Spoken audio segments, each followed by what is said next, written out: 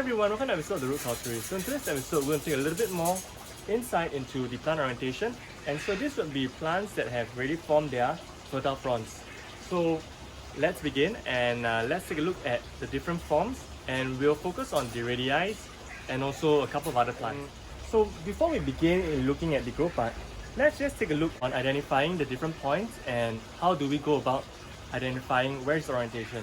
So the first two parts will be looking at the shoot frond, and as you mentioned, the first part is the semicircle.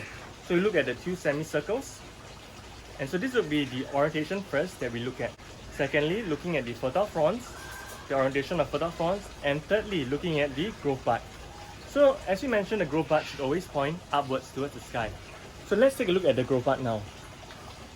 So here we can see that the growth part is pointing upwards towards the sky, and how the new fronds are growing below the growth part.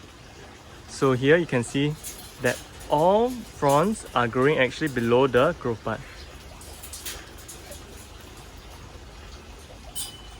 The orientation, generally the 3 steps, applies for all plants in general for the Platycerium genus.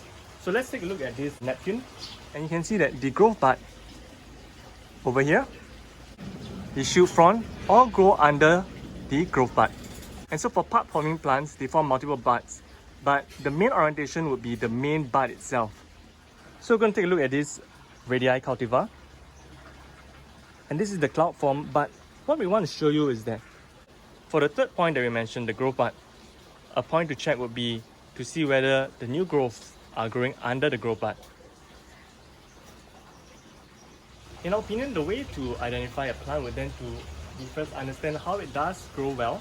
So for example, bud forming plants, when they start to pop, so you notice the orientation of the plant when it is first formed, and then from there you can understand how to better orientate your plant. So we hope you have enjoyed this episode, and how did you find out in the end that you were growing in the wrong orientation? So do let us know in the comment section below. We'd love to hear it.